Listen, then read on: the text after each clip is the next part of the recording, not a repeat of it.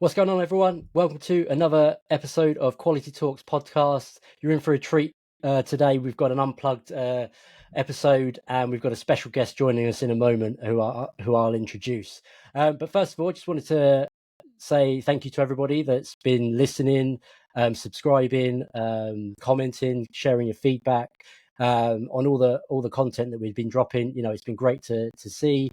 Obviously, we've been dropping more blog posts as well, and you can catch up with more additional content over on the website of qualitytalks.co.uk, where we've got some shared content for public speaking.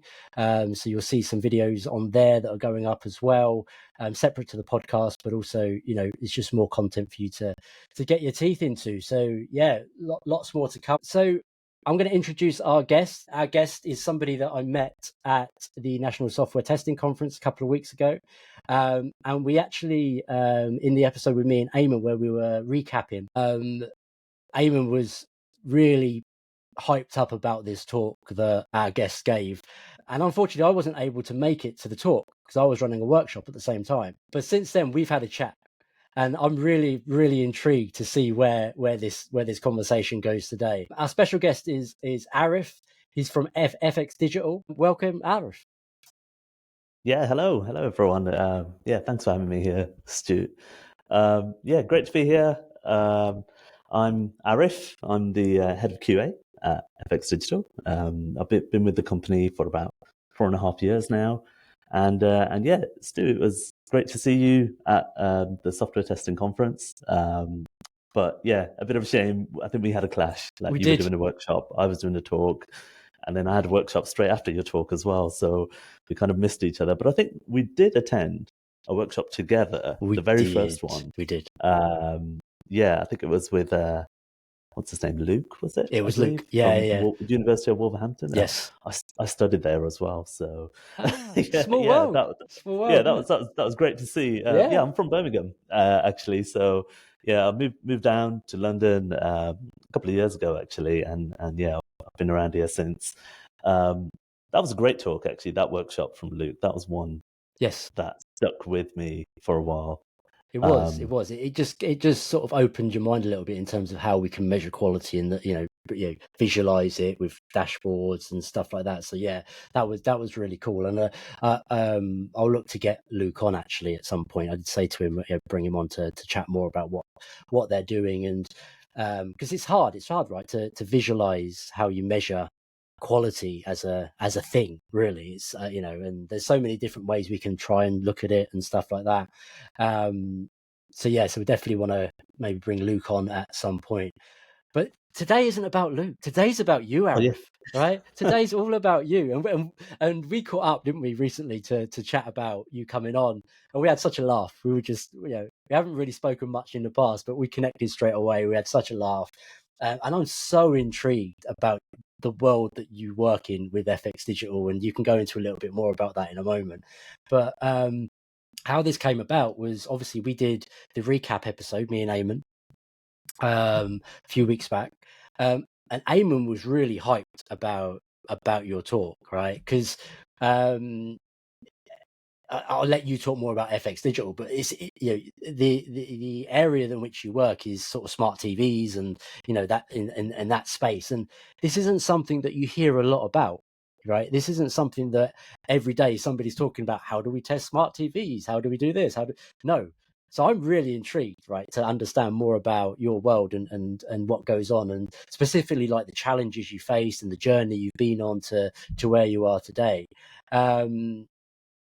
And yes, that's why I wanted to bring you on and just talk more, right? Selfish reasons, really, people. I'm not really bothered about whether, you wanted Arif to come on or not. I did, right? So that's what matters to me. Yeah. So, yeah. But I'm sure everybody will love it, right? Because it is a really interesting area that, as I say, we don't really talk much about. So, Arif, do you just want to sort of talk a bit more about, FX Digital, what you do, and then we'll just roll from there.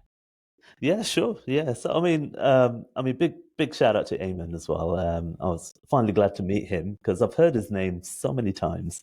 And yeah, what a great guy he is. But yeah, I've been involved in software testing for like about 10 years now. Started off with video games, and then your traditional sort of web-based applications, and even mobile phone as well. So like automating on phones. Mm. But this is the space I'm in now, the connected TV world, CTV, Connected we call it. TV. See, I've never even Yes. heard of it referred to as like that. See, I've learned something already. Connected Yeah. TV. Yeah, absolutely. So what connected TV is it's a device that is a television that is Mm. connected to the internet. Yeah. Quite straightforward, but that derives different sort of capabilities. We now have the power to stream things Mm. much more easily. It's gone are the linear days, right, of watching just BBC One, ITV. Those were you only had the 4 or 5 channels, right? Yeah. it's Yeah. uh, Yeah. it's it's now a complete different world. Now, for those people that maybe aren't old enough to know, we used to only have 4 or 5 channels, right? And before that, there was even less, right? So just think about the world then. Oh my God, you actually had to go Absolutely. outside. Yeah, absolutely. You had no option to record anything, No, so you had to tune in. At the time, it was yeah, you couldn't playing. pause. You couldn't pause the TV. My daughter would have a fit. She would. Absolutely, we live in a world of on demand. People want things and they want it now, right? Yeah, absolutely. So it's a very interesting world. This where we are. To be honest, this has been the most challenging in terms of software testing for Mm. me. One, like you mentioned, we are a niche. Not a lot of people know what goes behind like what happens with testing in televisions. Um, but it's a relatable niche. Everybody has a TV, right? And everybody's connected to the internet now. Yep. So yeah, I don't think a lot of people think about what went on, when they're streaming something from one of their favorite, Netflix or iPlayer or anything. Yeah, they probably don't realize some of the stuff that's some of the challenges in Mm. the back end that we've had to deal with. Um, but yeah, connected TVs, they're everywhere. Everyone has either a TV or a smart TV, or one of these sticks that you can connect in to make your TV into something that can now be capable of streaming content. Yes. Yeah, and yeah, I mean the TVs themselves that people have purchased. This is something I asked at the conference as well during my talk. It was a nice little integration with the audience as well, so they could scan a QR code and answer a question. And the question was, when was the last time you updated your main television in the house? And there's a couple of responses there, and not surprisingly, the majority of the people hadn't upgraded their TVs in more than 4 years. Mm.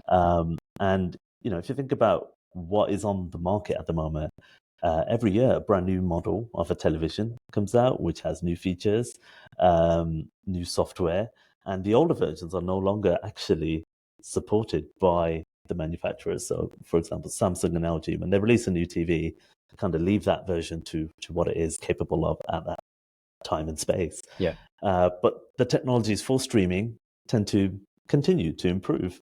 And one of our challenges is knowing that customers are still on these legacy devices. How do we Mm. get our current application with all its, goodies and fancy stuff compatible for such an old device that is kind of like a potato, basically. So yeah. Yeah. Well, I think it's because when we spoke beforehand, I mentioned about the TV that my daughter now uses, which is one of the original Samsung LED TVs. The picture on it is insanely good still. Actually, it's better than the one that I've got, which is a QLED. Well, And I still think the picture's better, right? It was one of the very first Samsung LEDs.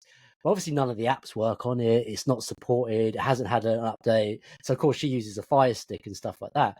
But it serves its purpose because we've got these other plug and play capabilities. I get the benefits of the amazing screen, amazing quality of picture, and not have to worry about the app's not working because I can just plug something into it now, right? And so you have a real mishmash of things I'm guessing you have to contend with there, don't you? absolutely, yeah. It's not like mobile phones where it's just iOS and Android, right? The two main competitors now. We have a whole world. Yeah, Mm, there's definitely like I believe over 15, maybe in the UK. mm, And we're not even talking about the US market here or Europe. They have weird and wonderful devices as well. But each of these manufacturers have their own operating systems, their own requirements as well, which I find very challenging. So, one manufacturer will say, "We want your app to load within 15 seconds," and somebody else will say, "No, it needs to load within 10 seconds." right. From like a cold start. And now we're Yeah. like, oh, we don't want to be creating so many separate apps. How do we get the one code base to be compatible with all these? And what is the best route we have to take for what we call it is parity across all these devices. Um, so yeah, again, just touching on some of the Yes. challenges we are encountering, but I'm sure we'll end up We diving will. into it. Yeah. Yeah. Um, yeah, I mean, with connected TVs, like I was saying earlier, a lot of the linear TV audience is it's kind of disappearing actually. Mm, Um, Especially the newer generation, they are all into streaming content. Amazon Fire Stick is a very popular device, and for the reason you said, Stu, like it's so much easier to just stick that into any TV and make that TV essentially into a smart TV. And the Fire Stick is great. I really, really like that device. To be fair, one of my favorites to work with. To be fair, yeah, yeah. But there's more to just having streaming and on-demand capabilities. From a client perspective, they now have the power to do targeted ads, right? They can see what sort of content you're watching mm, now that yes. you're connected to the internet. So your adverts that you see are more relatable, Yeah. and they can also now measure the engagement of adverts. So if you click on an advert, they know that data, right? This is a popular piece of advertisement or product or whatever it is they're trying to advertise. They can now really get those engagements, which was not really possible with the linear. We would see adverts, but how much of the adverts is converting into real sales, that was quite hard to tell. But now with the connected TV, yeah, it's possible. It's a crazy It's world we live in. well, Yeah. I think if you think about it in terms of, and I mean, I've never really thought about it like this, but as you're talking there, you yeah, we've got our laptops and stuff like that, but actually, mobile phones and TVs are probably the two devices that we use the most that are connected to the internet all the time, right? And you don't actually your mobile obviously, right, because you're always on there and you always know that it's connected, but your TVs, I mean, generally you just forget that it's connected. You forget actually you can do the same sort of things like this targeted ads, and stuff like that. And it's actually, it's mind-blowing to me that thinking about the sort of the levels of complexity that start building up on, through that, um and actually then having to be able to support all the different types of TVs, the different OSs, because there's different OSs on TVs as well, right? And Absolutely. Yeah. it's like it's not just one OS. There's more than one OS as well. Like, so is this why and how FX Digital sort of came about then? Originally, was it around this to help solve this complexity? Yeah, well, actually, FX Digital, I think they were established in around 2011 or 2012, Hmm. and it was two best friends, Matthew Dewig and Tom Smith. Give them a follow on LinkedIn if you're around. Yep. They're always sharing Shout really out to really Matthew nice and Tom. insights. Yeah, yeah, Shout out. nice. And yeah, two friends. They started the business, and it was just a small company. But I think they were doing everything. They were doing a bit of everything. So they're trying to find what it is FX stands for. So they were involved in web apps, WordPress websites as well back Oh, then, wow. right? Okay. Yeah. Yeah. Yeah. It was a big thing. WordPress. Do you remember the voice devices? So Google Home, Amazon Echo is still around, right? Yes. They started developing for those devices as well initially, and then it was I think just before like I think 2019, before like COVID and stuff, they then decided we need to narrow this down to something we're good at and something we specialize in, and that's where the idea of being the connected TV experts kind of sprung up from there. And this is what we're going to focus on. This is going to be our niche. This is going to be our unique area that makes us different to other software companies out there. And they've just got onto that roller coaster and just carried on. And the team's been growing. The whole company's been growing. We opened up a branch in Barcelona last year, Oh, wow. which is growing out. So that's our like hub in Europe. We're thinking even future as well, expansion. We're getting popular basically, which is great for us. Yeah. People know what we do and how important it is. The clients we have range from quite a different range of like sports, motorsports, entertainment, just streaming in general.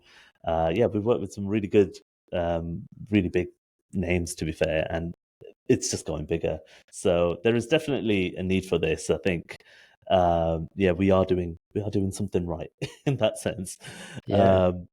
And it's great to see how the company has expanded, and since the company has started going into this direction, we've had to nail down a couple of things like our core values and our mission statement and stuff, what we stand for as a company.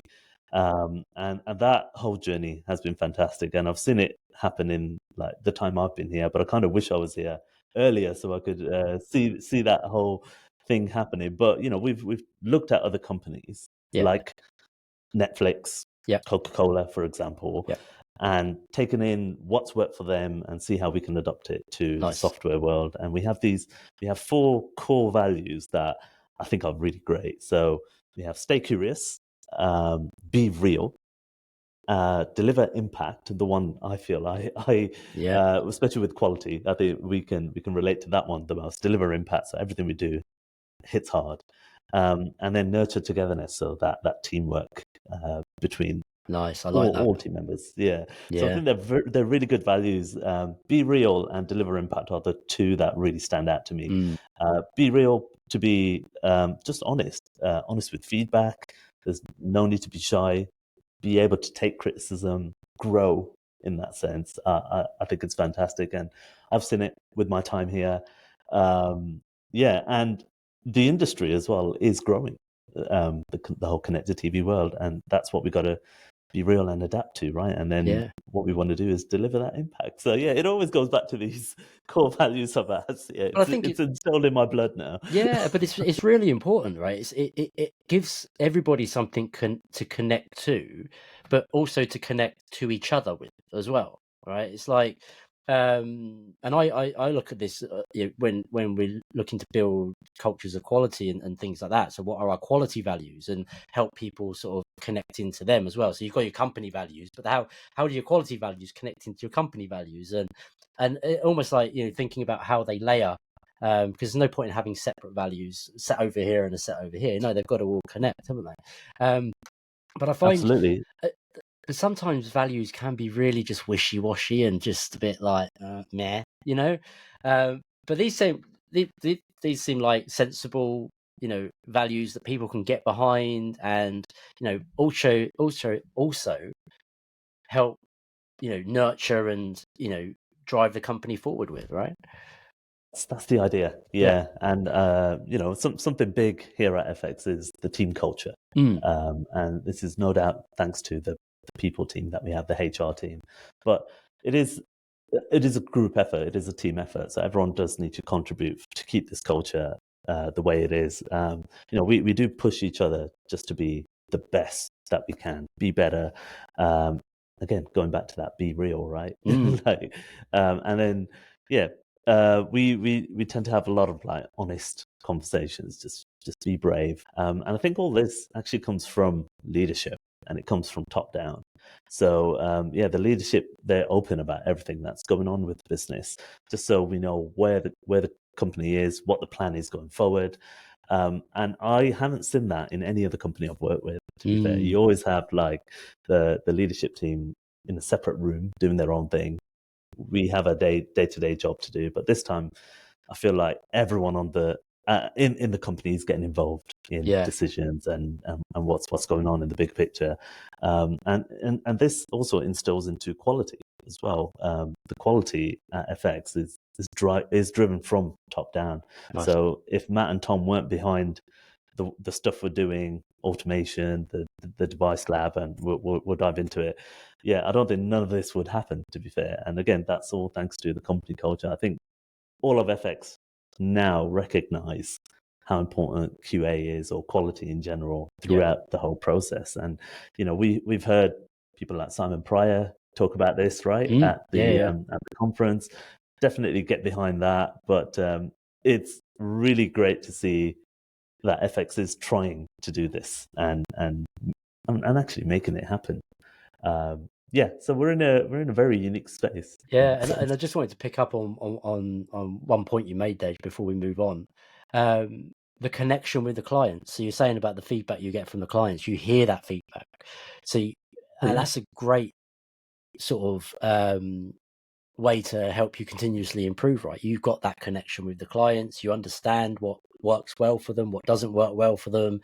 You then take that into the day-to-day of what you do, versus never really understanding it. You just get it fed, kind of like almost second, third, fourth hand by somebody going, oh yeah, there's a problem. Well, it's great to hear it directly from the clients themselves, right? And that's really important. Customer feedback is one of the highest measures of quality you can get, so being able to get that is so important, and often you struggle to get that in a lot of organizations, because you don't really feel necessarily connected to the customer in that way.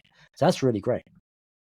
Yeah, absolutely. Yeah, I think it's great to have such a feedback as well, especially for the team. It keeps them engaged. So if they are doing something well, they know it's working. But if they're not, even the junior members on the team, they can take that into account, right? That we need to change things up. This isn't working out for us. So yeah, nice. I think it's great. Nice. Yeah. How is the quality team set up? Because you mentioned there, obviously it's been driven from the top down, which is amazing.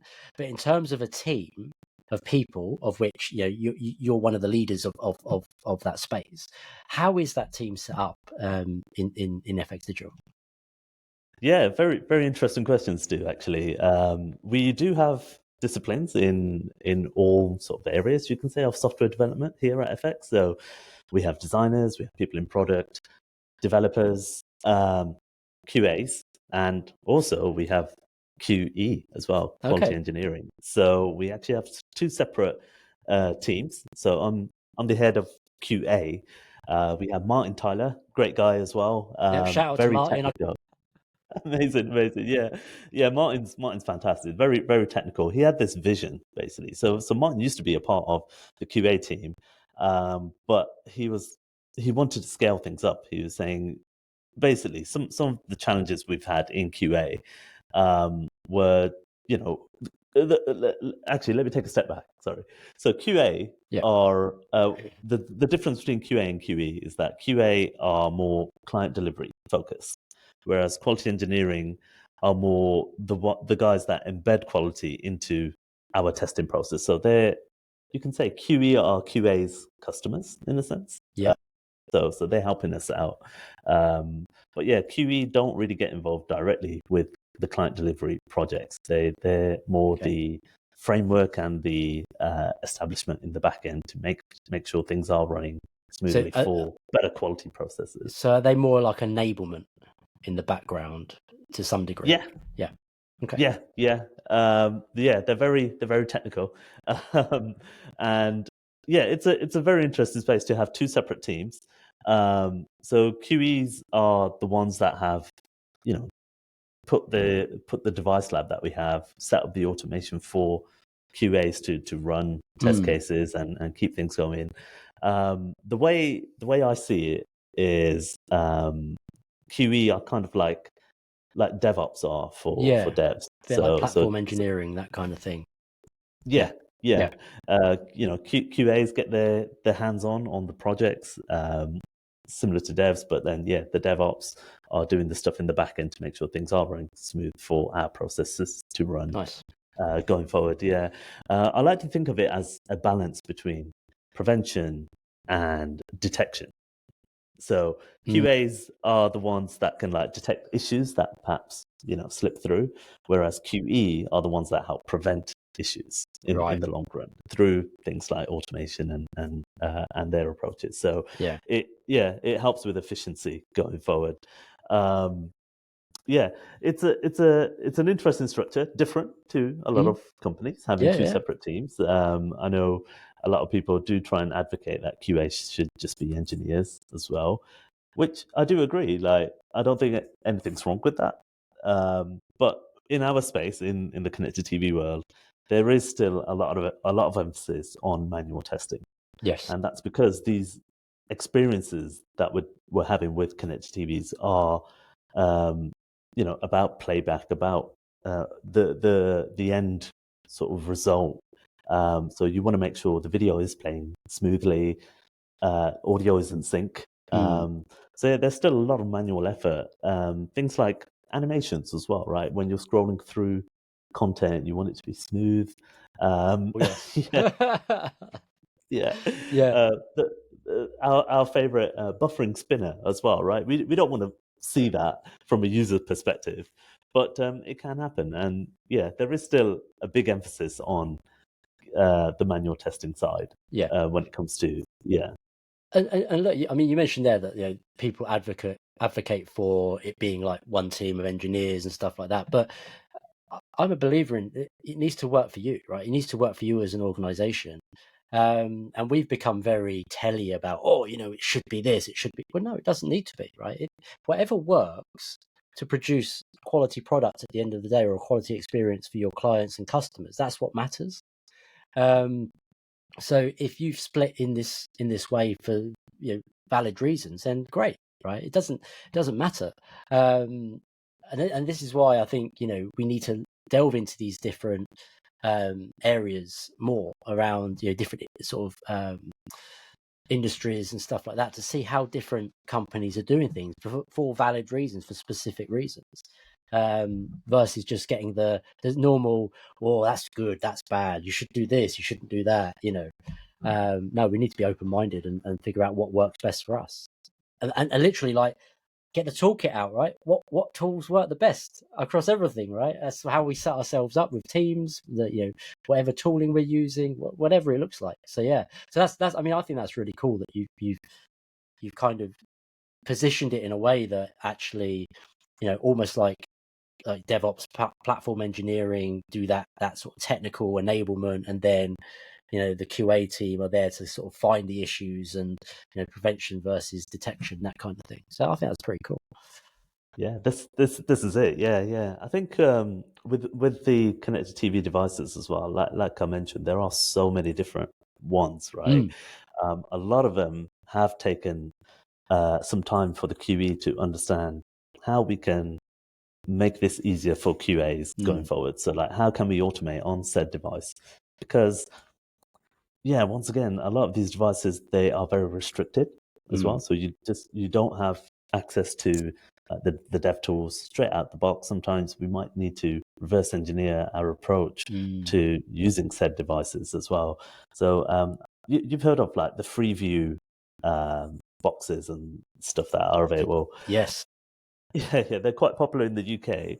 They use infrared blasters for their remotes, and yeah, I remember the QE team were thinking like, well, we can't connect directly to one of these devices because there's no dev tools. How do we automate on such a device? So I remember one of the QE engineers, Taha, great guy again, very very very smart individual. He created an Arduino board with a infrared receiver on it, and he was blasting the codes from the remote and capturing this really really long string. I don't know what it was supposed to represent, but he managed to convert that string into a key press. So in our Oh, test wow. case now, as part of automation, when we say, press this button, it will now do all these checks in the back end, like, okay, what device are you running it on? Okay, this is the signal, this is the string I need to send. Let's send this through the IR blaster we have directly to the device. So this is something else as well. We try and test on real devices Yeah. where possible. We try and avoid like simulators and stuff. That was going to be one of my But questions actually, but yeah, I yeah, wondered if that yeah, was the case. we'll come to it. Yeah, Yeah. yeah. There's loads to talk about. I know. Um, This is going to be a yeah. 3-hour episode, people. By the way, I just forgot to mention that. No. No, so yeah, yeah. The QB guys, they were able to reverse engineer this box basically and allow Yeah. us to, actually send key commands via our test cases. And of course, we don't want to be creating separate test cases for each of these devices, right? So again, going back to parity, parity for these fragmented devices, that's another word we're always throwing around. So Yes. yeah, we have so many devices, we call it device fragmentation. Yeah, we've managed to figure out a way for something that works across the board, basically. But there are always new and wonderful devices coming into the market. So the QE team are always thinking, what's next, right? Like, how do we make this work? What if a client comes to us and says they want their app on this? How do we do this? So yeah, lots to think about for the QE team as well. And just on that, in terms of, because when if we think about mobile phones, and you mentioned there you don't use simulators, it is all physical devices and stuff like that for obvious reasons. You think about mobile phones, there's different versions, there's a number of versions back, and even like on laptops and that, you have different OSs and different browsers and different number of versions of said browser and yada yada yada. On the TVs, you mentioned earlier about, if Samsung releases a new TV this year, they'll basically not worry about supporting the one that came before it. How do you decide then how and which devices and which sort of which devices that you have to support? Is that client driven, or is it something that you as a team have to figure out, or have a process or a procedure in place that sort of says, right, actually we know we need to support X number of devices, blah blah blah blah blah? Yeah, great question. Actually, yeah, this is why we call ourselves the experts, right? Well, the connected that's why TV you're on the experts. show, Arif. We only get the experts on this show, and then there's me. So, no.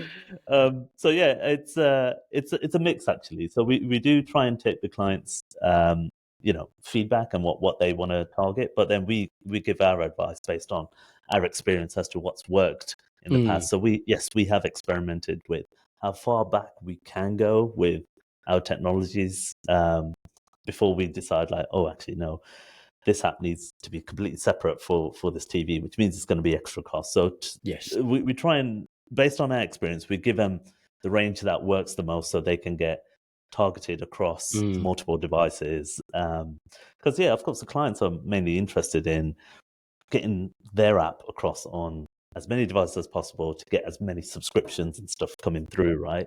So yeah, it's our experience that can help define how far back we go with devices. so there's no, sorry to jump in there, just with like browsers, web browsers, we can pull Google Analytics and stuff like that to say, oh, we've got this number of users using this browser type, blah blah blah. Is there anything like that from a connected TV perspective that you can tap into as well? Yeah, there is. There's actually quite a lot of the same integrations on mobiles for TVs as well. So it all depends on the application and the analytics tool that the clients are using. But yeah, it does give us an indication of how many people have said TV or device from what year and what model we should target. So yeah, as the years go forward, yeah, we do always keep an eye on, have people upgraded their TVs? Are they still on the old ones? And then yeah, the furthest we tend to go back, here's a bit of a little secret from inside, is around the 2018 sort of mark for Samsung televisions. Yeah. So you're not looking after my TV, is what you're saying? Because my TV was from like, I don't know, 2014. I don't know. I can't quite remember when it was. It might even be earlier than that. The one that my daughter's using, not my actual TV now, not the main TV. But no, we probably wouldn't go back that far. Surprisingly, you say this actually, because if you think about 4K content, which is still the most popular sort of content around here. 1080p and 4K, that's been around since like 2014, 2013, 14, I believe. And, it's still being adopted. Yes, there was some talks around 8K content, or 8K TV, sorry, but 8K content doesn't really exist, and it's probably because of bandwidth and stuff, right? We can't be Yeah. we can't be, and people are happy with 4K. So, I mean, um, how clear do you need a picture, right? If your eyesight's that bad, go and buy a pair of glasses. That's what I say. But then I think that there's when there were with the talk around 8K, obviously the jump from 1080p to 4K, there's quite a significant you can see the difference. yeah, But I think what people were saying, and I could be completely wrong about this, but from 4K to 8K, from the human eye, you can't really see as much of a difference anyway. I don't think it's what I've read and what I've heard. I mean, you guys are the experts; you'd know more. But I think that the bandwidth you'd need to stream 8K would be a, a big jump.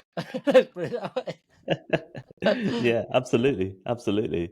And yeah, it's it is hard to tell, like, just visually when you look at it, but our automation tools, yeah, they can tell for sure. Um, yeah, and it might be, it might be nice to dive into how we got started with automation Yeah, that'd be on cool. Yeah. televisions. Actually, Because I'm yeah. guessing it's not like your standard approach, right? You can't just go and find an open source tool or buy something off the shelf that's going to do what you need to do. So yeah, Um, I'm really interested in how you've kind of approached it. Yeah, it's been an interesting journey, for sure. We did try using whatever is available. So your Cypress, your Mm, Seleniums, and those sort of tools. Yeah, we did try it. It worked for certain apps, and again, it kind of goes back to dev architecture, and how they've developed the apps. But we started using React for a lot of our television apps afterwards, okay. and React with a framework called Lightning.js. So these are great tools for developing TV apps Mm, that are for more focused towards performance and optimization. And one of the ways it does this is that it doesn't render a DOM, like a HTML DOM. right. Okay. So if you try and inspect the page, like with your dev tools, nothing shows up, and it's a bit of a strange place to be, because all these tools like Selenium and stuff, they look for selectors and Yes. XPaths and classes, so it can reference elements. But if that doesn't exist, how do we set that up for automation? Mm, Um, in I think it was in 2022, I believe, or and near the start of 2022, we ran a hackathon at FX Digital, which is very interesting. It was a 2-day event, devs, QAs. We were collaborating to figure out how we can do automation on a device that doesn't have a DOM. And in the end, we came up with a solution that was more visual based. So it's like using images and mm, doing image comparisons. And then back then, we were using a couple of open source tools to do this.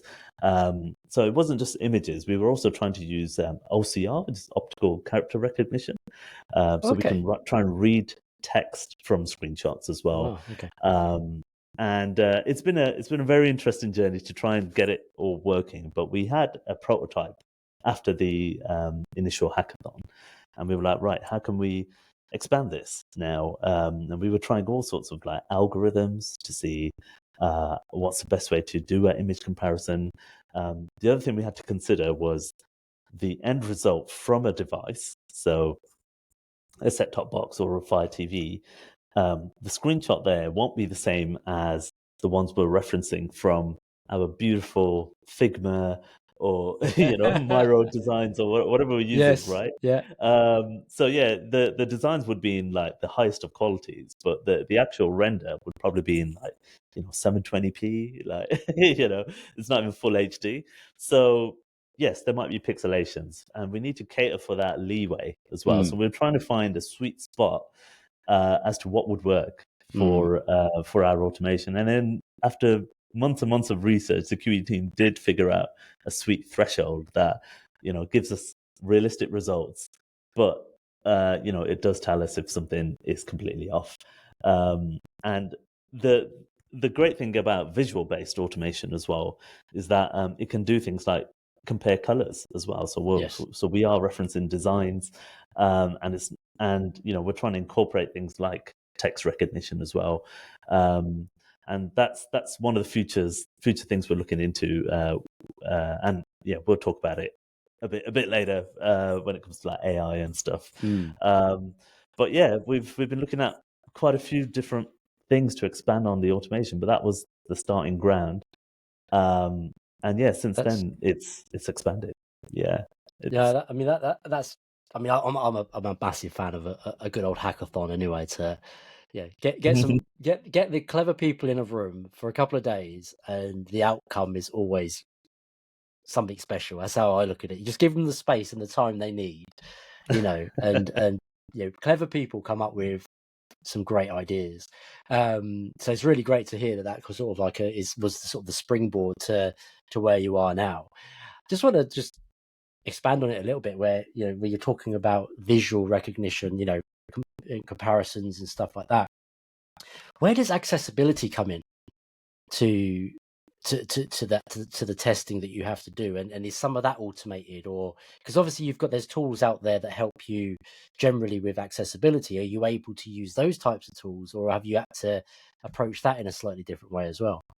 Yeah, great question. Yeah, we have had to try and keep it more of a manual effort when it comes to accessibility. But things like color recognition, thanks to the automation and it being visual based, yes, it can handle to make sure the right colors are displayed. And yeah, we with the automation, it is more UI focused. So yes, we can detect if subtitles are appearing or closed captions are currently appearing.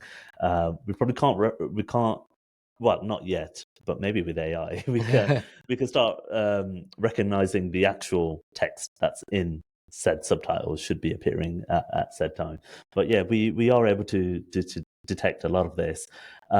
Sometimes on playback, it has been a bit tricky though, and it depends on the device as well. So some devices, they have, our applications have DRM as well, so digital rights management, which means if you try and take a screenshot or a video recording from said device, it will just render a black screen or a white screen, basically to prevent you from piracy, basically. Yes.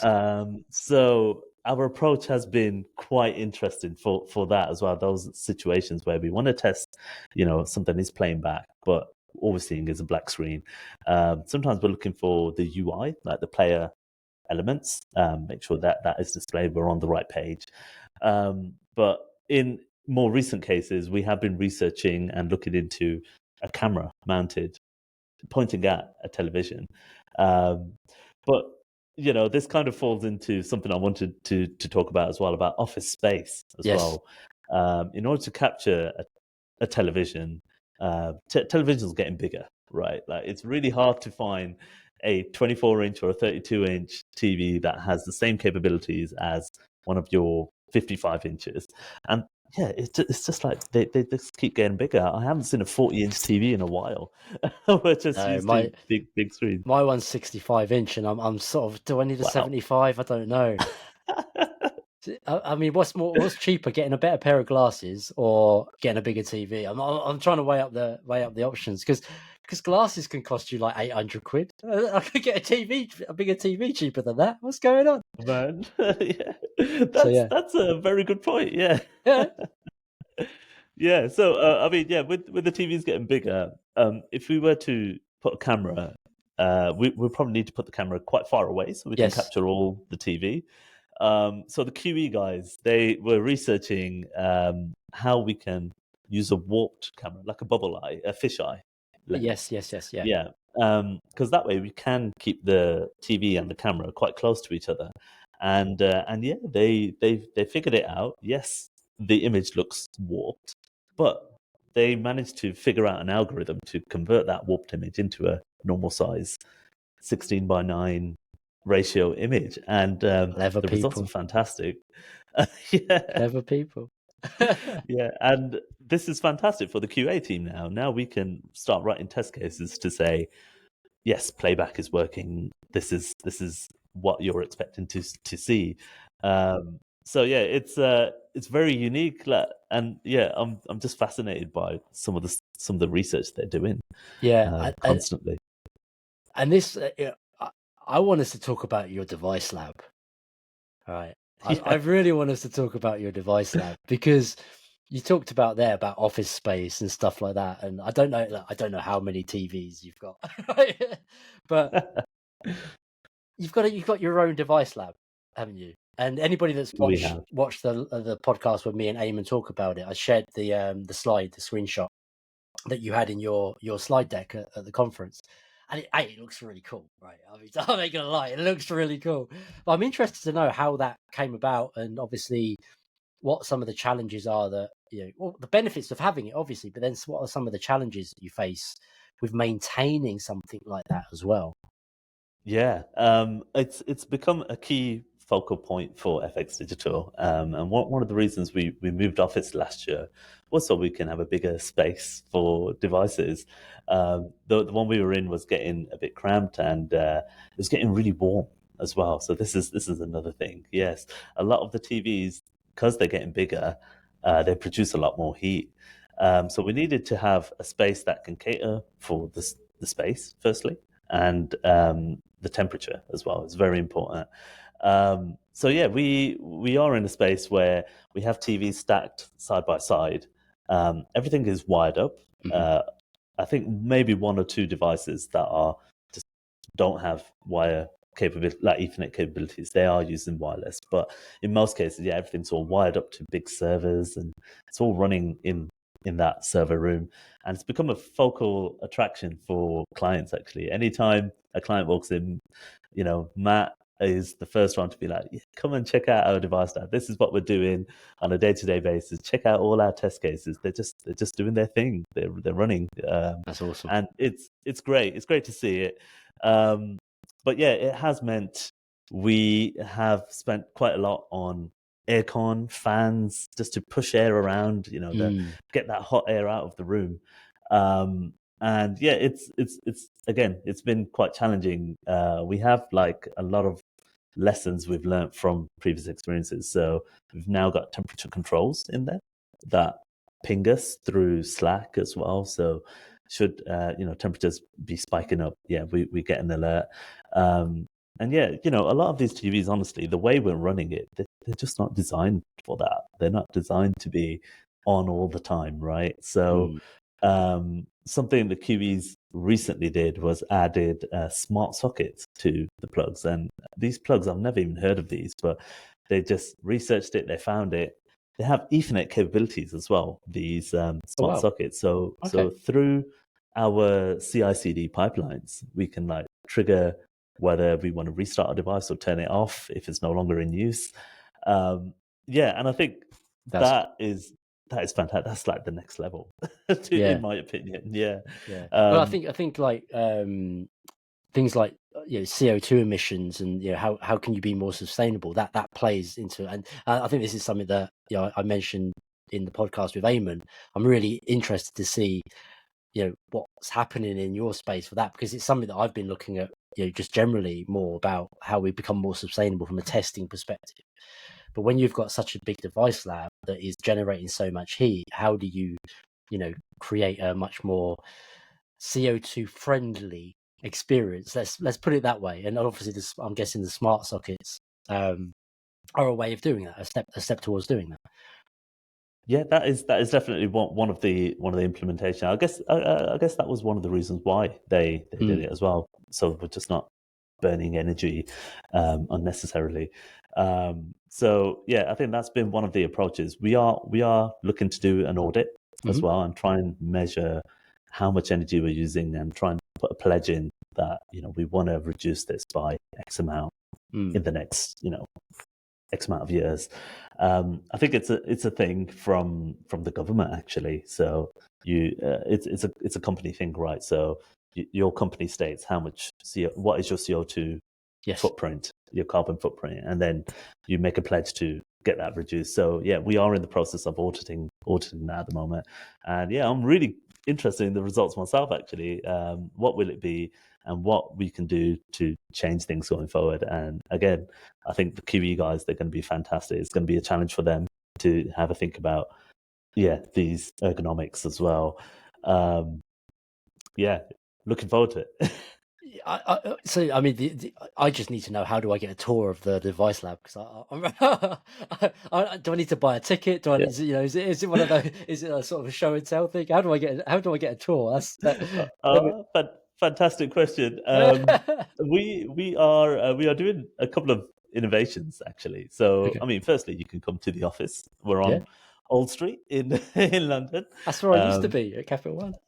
amazing, amazing. Yeah, Yeah, nice. Yeah, just come back here. yeah, I'll show you around. But the other thing we have recently set up is a virtual tour of our device lab. Yeah, and we are showcasing it at IBC, which is a big conference in Amsterdam.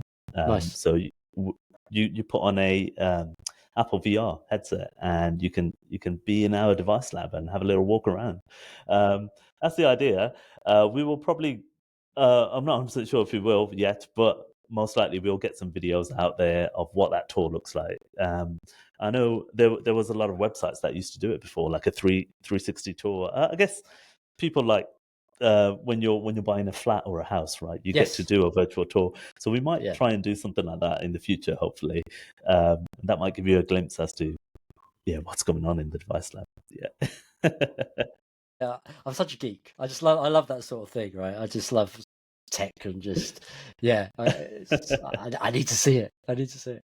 Yeah. You should sell Yeah. tickets, though. I told you, it's like another money making thing. Like, do you know what I mean? Oh, Sell that's a tickets. fantastic idea, actually. Yeah, Yeah, seeing it all in action. Yeah, yeah, exactly. yeah. The QE guys, they're also looking at a new sort of feature where they want to share devices between projects. So normally we were buying one TV, and we're saying, right, this is for this project only. Like Right. we know the client wants this, so we're going to run all our tests here. But now we're finding that clients do want to target the same devices. Mm, So instead of having multiple of the same, they're trying to look into a queuing system.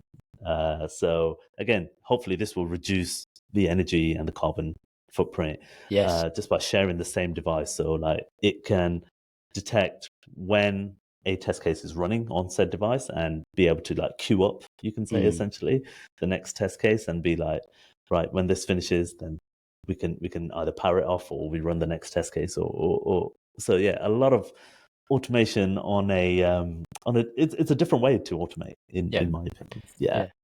How do you measure performance? So app performance and that kind of thing. Have you had to build something to enable you to do that, or again, if you've been able to grab something off the shelf that helps? Yeah.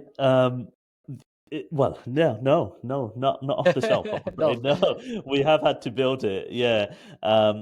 We are still using a lot of manual efforts when it comes to performance, to be honest. So, we want to make sure that user experience is not affected. Yes. But yeah, we have noticed some performance stuff through our automation. So if a page is taking a while to load, or your focus is not in the right place after you press a key press, the automation has been able to detect this. And again, QAs have been using these tools to help it flag it to us as to what's going on in the bigger picture. Yeah, the automation does help, but it is mainly a manual effort around performance and that It's a usability. visual, right? It's everything's a visual interaction with a TV, so it's a bit like, yeah. I Mhm. think it's fascinating, man. I'm fascinated. Um, what's next? What's next for FX Digital? What's next for your world? I mean, we talked about the two-letter acronym, right? The AI piece, but generally, what does the future look like? With AI, without AI, what are the sort of things that are big on your radars at the moment? Yeah, great question. I mean, AI is everywhere. On purpose, I did not mention AI in my presentation at the National Software You're Testing one of the Conference. only ones that didn't. Yeah, I thought, you know what, everybody's talking about this, and yeah, they have every right to. It's a fantastic piece of tool, right? Like I think it's fascinating. But yeah, with stuff what's happening next, I mean, I would just like to see that continued collab between QA and QE, and I think what I'm hoping is that others can adopt a similar structure to like how we have, and understand the benefits of having, this like QE team, which I kind of refer to as a R&D department. You can say they are very very clued on with things, and they help with the bigger picture. And yeah, I'm looking forward to working with QE closely on automating more complex features. So understanding playback, understanding what's on screen at said time, and we have started incorporating AI into our framework as well to do Nice. this. Yeah. I mentioned we were using OCR before, an optical character recognition. There are various different ones out there. We were using a specific one that's been trained up by captures. So, every time you go to a website and it says, oh, enter this, whatever word it is, and every time you're typing that in, you were training up an AI, basically. Right. And we were using that AI in the past to read text on a screenshot. But the problem was it was always like mistaking similar characters. So the one I always struggled with was the number 7 and a capital T. It would always get it wrong, or a capital I, Yeah. or a lowercase L. It would always think Yeah. they were the same thing. Yeah. But with AI, it's definitely in the right direction. Like, it can read the stuff much more clearly. I guess there's more context to it. It's not looking at individual characters. It's looking at what the word is trying to say, right? Yes. So yeah, AI's been great in that sense so far, and I'm looking forward to seeing what else we can do with that going forward. Yeah, I'm really interested in, like you mentioned, about performance as well. How can we capture, let's say, thousands of users tuning into a live stream? How do we test that? How can we test that from a connected TV perspective? I've been in that situation. I think it was something on Netflix. It was a big fight, Jake Paul and Mike Tyson. I stayed awake for it. I really wish I didn't, because at 4 a.m. it was like only the audio was coming through and the picture was frozen, and I'm like trying to back out, but every time I back out, I'm going back in, must be a queue or something. So how can we simulate that sort of environment again on a real device? Because if we use a simulator, it will use resources from elsewhere, like your computer or your MacBook, and yeah, we're just not getting realistic results. So I'm really looking forward to seeing how we can do performance testing going forward, simulating multiple users, things like accessibility you mentioned as well, text to speech.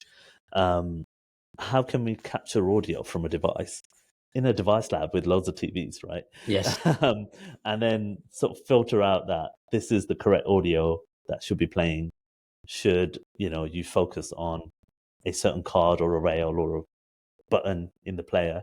So lots of features we have requested to the QE team, but it's going to take some time to research and find the right tools and the hardware to make it happen. But that's, again, one of our unique challenges that makes us a niche, that makes us quite unique. Well, yeah, absolutely. And if you need to experiment with that streaming thing, what we can do is we can pump a live edition of the podcast out there, and we can get thousands upon thousands of people to. I mean, it'll put our numbers up. That'd be amazing. But it'll also help you, right? I mean, so yeah, we could Yeah, collab. That'd be awesome. oh, that'd be Absolutely. amazing. Yeah, yeah. We You should might definitely not make get the that happen. same level of streaming numbers that you need, but it's a start. It's a start.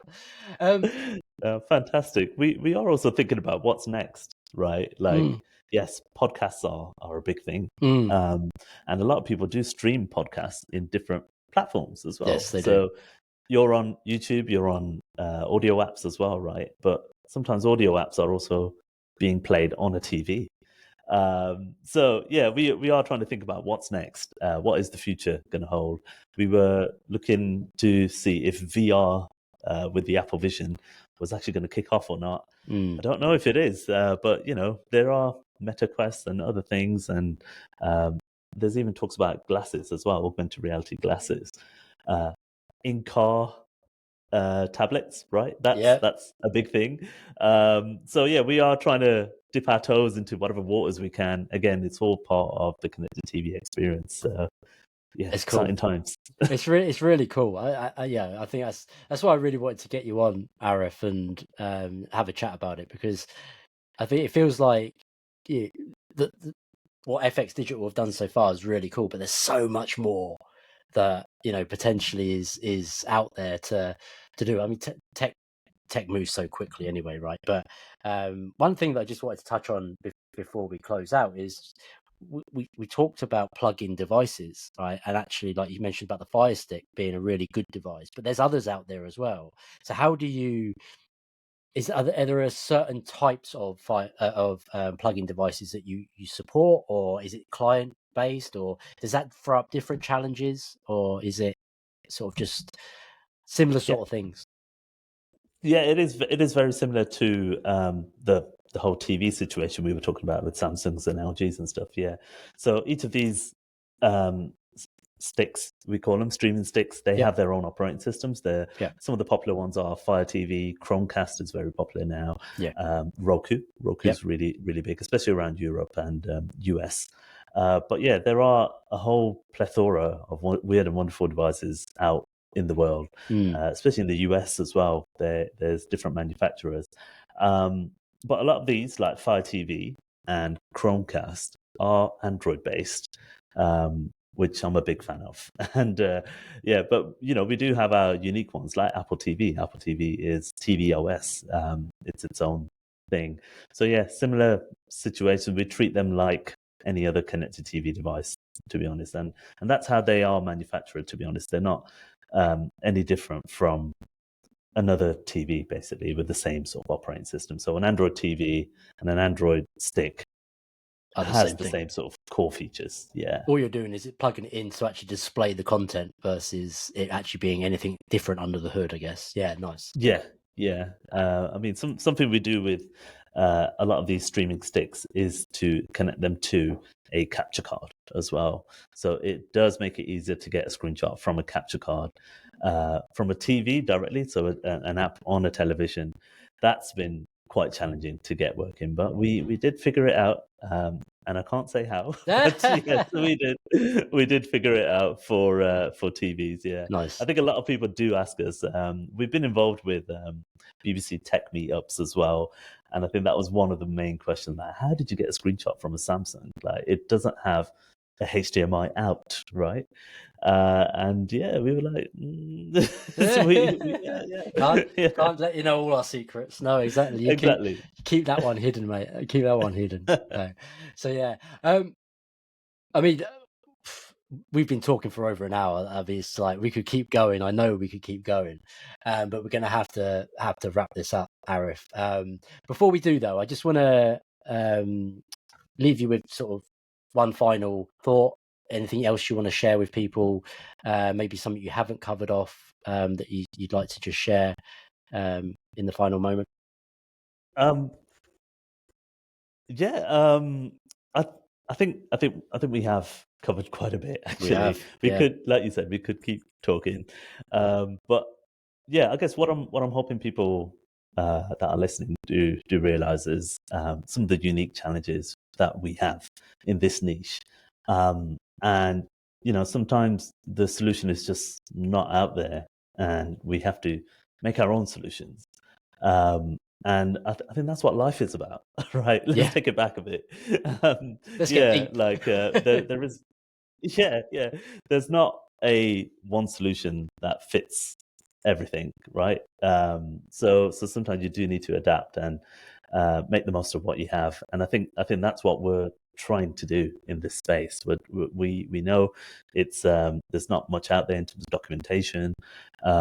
We've, like I mentioned, we were reverse engineering things just to get to the bottom of it. Mm, And yeah, sometimes it's that it's those little changes that drive innovation, and then yeah, we are doing it all with quality in mind, and I think that's the important thing. Uh, Yeah, Yeah, I let's think look at that's that great. now. I think that's great. So anybody and everybody out there that's got a TV, just think of the challenges these guys go through on a daily basis to bring you the best possible user experience on your TV. You got Arif and his team to thank for that. So thank you, Arif, for making my viewing experience the best possible. And I'm sure my daughter will thank you heavily as well because she likes her Fire Stick. Amazing. Yeah. So we're going to have to wrap this up, Arif. It's been a lot of fun. Thank you so much for joining the show. Some really great insights. I've learned a lot today, and we'll keep talking behind the scenes anyway. So yeah, and I look forward to whether it be a physical tour or a virtual tour of that device lab.